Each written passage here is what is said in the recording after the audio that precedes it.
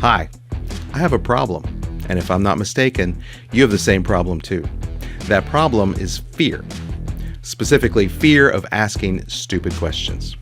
Okay, maybe you think that's not a problem, but I've learned over the years how getting over this fear has helped me to reach creative solutions and find meaningful answers. But I took the scenic route, and we're going to talk about a lot of that in just a minute, but this is how I learned the stupid questions are the best kind.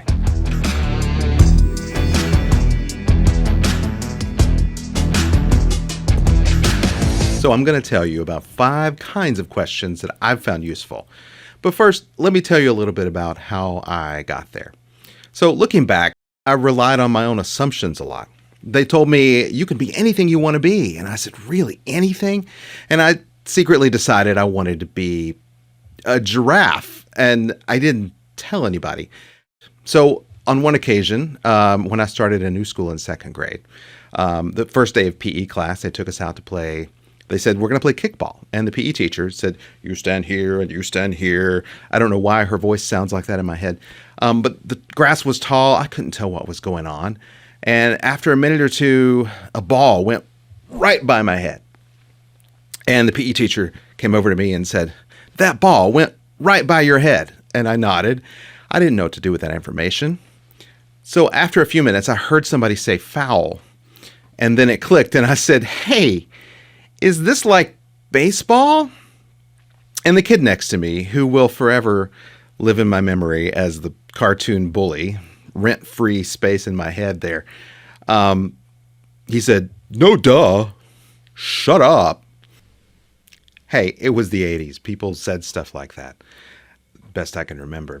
Anyway, long story short, eventually I started to learn that my fear of asking questions and appearing different was misplaced. I mean, you know, everybody is figuring things out as they go. Some people are just better at pretending than others. And so I learned to ask more questions, to hesitantly begin to embrace the unknown. My parents encouraged me to ask questions as a means of gaining knowledge. They told me that curious minds ask questions, and I saw them demonstrate this in their own lives. I saw my dad change careers multiple times. I saw him teach himself how to play piano, and if he wanted to fix something, he would check a book out of the library. That's what they did back then, and work it out. But that required some humility, some asking questions. And so over the course of going to several new schools, experiencing new environments, and forcibly breaking out of my comfort zone, I still always felt like I was trying to catch up. But as I moved into adulthood, still terrified to ask the wrong questions, I started to learn to ask them anyway. In my first job, when I started my career, I had some great mentors who took a chance on me and took me under their wings and showed me the ropes, et cetera, et cetera. And at one point in that, I got the chance to attend a design conference. I was grateful for that whole experience. And this conference was sort of the culmination in my memory of where things started to click. So at that conference, I got to learn from the speakers about different kinds of questions that can be useful. So I'm going to talk about 5 of them. First, I'm going to outline them, give you a little bit of info, and I'm going to talk about the practical application in a few minutes. Okay, so the first one is the reframing question. One of the speakers I heard at that conference was Bob Gill, and he said this: unless you can begin with an interesting problem, it is unlikely that you will end up with an interesting solution. I love that, and that has stuck with me. Here's Bob's book, Forget All the Rules You Ever Learned About Graphic Design, including the ones in this book. It's good stuff. And he has a lot of great examples. His experiences in the advertising world, highly recommend. So if you've ever used AI tools like ChatGPT, you know that how you ask the question, how you make the request, how you engineer the prompt is half of the process of solving the problem. We'll talk more about AI later, but that same conference also opened my eyes to other useful kinds of questions in my work. And another equally important one is the question of context. Understanding the relevant details that surround a project is crucial, and these things aren't always presented to you on a silver platter. It takes a little bit of work, a little bit of rolling up your sleeves, and a little bit of humility. The most essential prerequisite to understanding is to be able to admit when you don't understand something. A good question is a creative act. Richard Saul Wurman said that. Here's his book, Information anxiety. You may recognize this guy as one of the co-creators of the TED conferences, the TED Talks. By the way, thanks to Nigel Holmes for helping me connect the dots on who said that quote, because I couldn't figure it out. Kids, take good notes and remember where you put them. Anyway, so you've got to have a degree of humility, right? The hallmark of an open mind is not letting your ideas become your identity. If you see yourself as a curious person or a lifelong learner, changing your mind is a moment of growth. Adam Grant. But check this out. The object of opening the mind, as of opening the mouth, is to shut it again on something solid. That's G.K. Chesterton. I don't think those two ever met, but I think it's interesting what a paradox there is between those two, and yet I think it's a healthy tension. So the next kind of question is the perspective question. When you're asking a variety of different people with different experiences, you're going to get different answers, and sometimes they're surprising. Empathy begins with understanding life from another person's perspective. Nobody has an objective experience on all of reality. It's all through our own individual prisms. Sterling K. Brown. Also, check this out. The world needs different kinds of minds to work together. Temple Grandin has this great book, Visual Thinking. More of us are visual thinkers than we realize. There's a lot to learn from in this book. So the next one up here is the discovery question.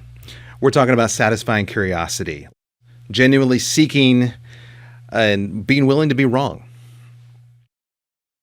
Johan Hari says, you don't have a choice about being wrong sometimes. Mistakes will be your lifelong companion, but you do have a choice about whether to approach your error in terror. So you suppress, ignore, and repeat it, or to make it your honest, open ally in trying to get to the truth.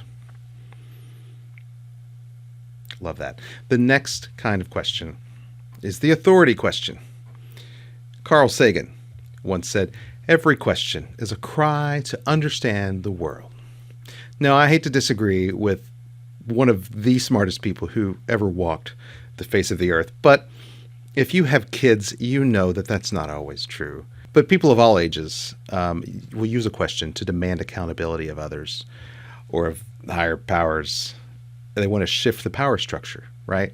So we're going to talk about the practical application of some of these different kinds of questions from my experience. And so I've realized that an effective creative solution starts by framing the problem in an interesting way. Thanks, Bob Gill. And this starts with developing the skill to ask good questions. And I've had lots of practice doing this in my own graphic design practice. Here's a little sampling of some of my work.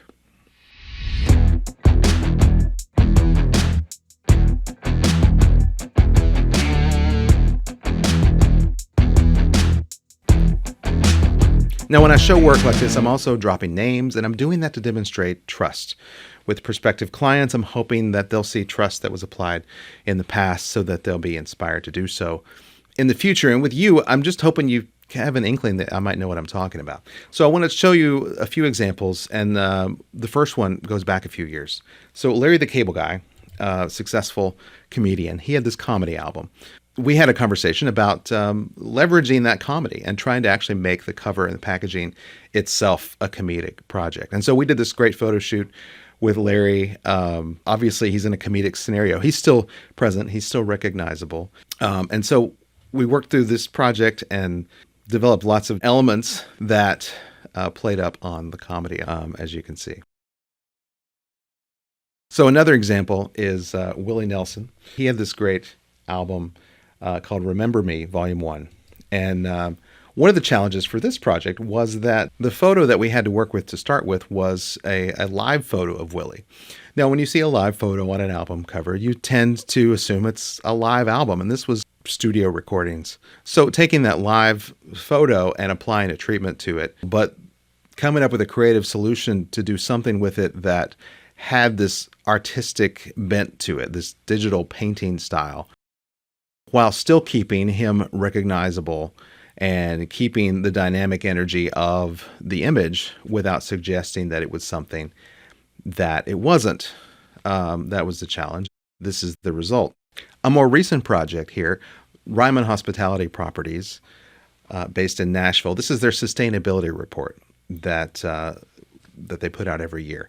And so the challenge with this is, I think, a common one for this kind of project is how to take a lot of information, a lot of data, and put it together in a way that's engaging and has some continuity and tells one story with a variety of different elements. So we talked a few minutes ago about AI. So when we're reframing a problem in order to get to the solution, we're actually not talking about artificial intelligence anymore.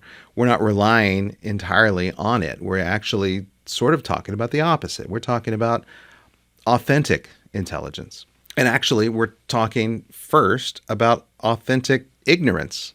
You have to start there before you can get to intelligence. So the next kind of question here is the context question. So when I take on a new client, I don't pretend to have all the answers. Instead, I lean into curiosity. I have 10 key questions that I ask, and it guides that initial conversation, digging into the heart of the problem and all of the contextual details around it before starting to think about solutions. And then the results of that are assembled in a creative brief document that we use as this ongoing guideline. And is that overthinking? You might ask. I think it's exactly the right quantity of thinking, but it's important to point out that that's not the be-all, end-all of the process. In fact, it's just the beginning. That's fuel for the creative process. You have to have creative leaps, but the context makes that result better in a variety of ways. It makes it more relevant. I think it makes it more engaging to the audience when you understand who they are. So one example of that is Safe Haven Family Shelter, a great nonprofit here in Nashville. They're unique in that they serve the entire family, keeping them together through the process of helping them with all of the complexities around housing insecurity. And so they've grown over the years. And so they wanted their brand to reflect that. The new brand needed to still be vibrant and colorful, but also represent kind of who they were moving forward. And so we talked about lots of possibilities. There were lots of options.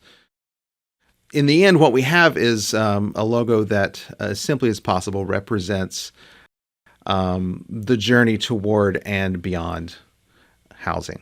We worked together to create, a whole kit of assets, usage guidelines that enabled them to be able to execute consistently on the brand. And here are a few examples of some of that work. So the perspective question. Now, I've found that when asked, people tend to be genuinely glad, even eager to lend their voice and share their perspective. And I'm always surprised by the answers. I always learn something. A few years ago, with the AIGA Nashville chapter, I got to work with them to create a one-day conference where we brought in design speakers together to each do a talk, but crucially to come together for a panel discussion as the big grand finale. And I found that always enlightening to hear the intersection of different perspectives. A few years ago, my wife and I, along with a whole bunch of talented, hardworking people, worked together to create a comedy TV pilot called How Come? It pretended to be an educational show, but it was actually a comedy, supposedly. And it asked a lot of questions, and it gave all the wrong answers. Oh boy, what's going on here? Why is it doing that? Science. So, let me get this straight. Pogo, it's like you said. That's how he's able to drink so heavily and still operate that backhoe. Use your tongue. Like in the back of the throat. Tastes like sandpaper. If you're lucky, you probably guessed that, even if you're not smart enough to know the answer.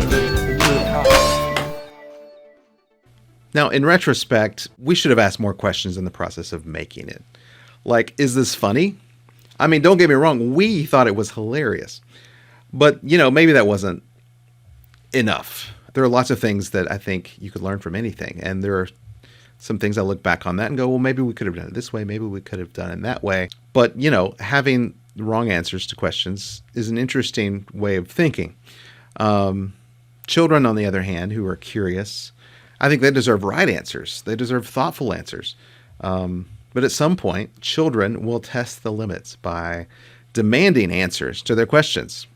even as a prerequisite to obedience. If you're a parent, you know what I'm talking about. Now, us adults will take this approach sometimes too, with each other, with even God or the universe. You've probably been there. I've shaken my fist at the sky a couple of times, as if I'm owed an explanation. Well, I'm like that child, demanding to be answered to. Maybe in that case, we really aren't looking for answers so much as we are for testing the limits of authority. But honest, curious, earnest questions, those deserve answers when they're available. And I try to be optimistic and hope that, I'm working with people that also value those same qualities. Because what's the alternative? Cynicism? Fear? We fear what we don't understand, and then we defend against the things we fear because we're threatened by them. We employ defense mechanisms against perceived threats, and ridicule is one of those.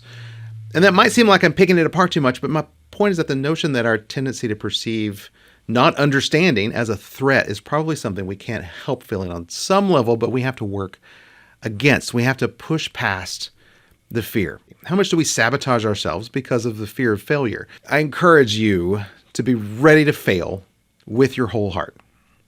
I've certainly done that several times myself. To do otherwise, it makes your successes a little more empty, a little less meaningful, in my opinion. So through all of this, I've learned that each of these kinds of questions, any kind of question really, is only enhanced by adding humility, by approaching it with earnest, honest curiosity. So upgrade your question to a stupid question. Throw out that voice in the back of your head that says, what if they think that's a stupid question? Ignore that second grade bully living rent-free in your head who's saying, no duh. Ask the stupid questions, because that's what questions are for. And what if they go unanswered? That would be stupid. Wonder is the beginning of wisdom. Socrates. What? Was that not right? How do you pronounce it? How do you pronounce Socrates?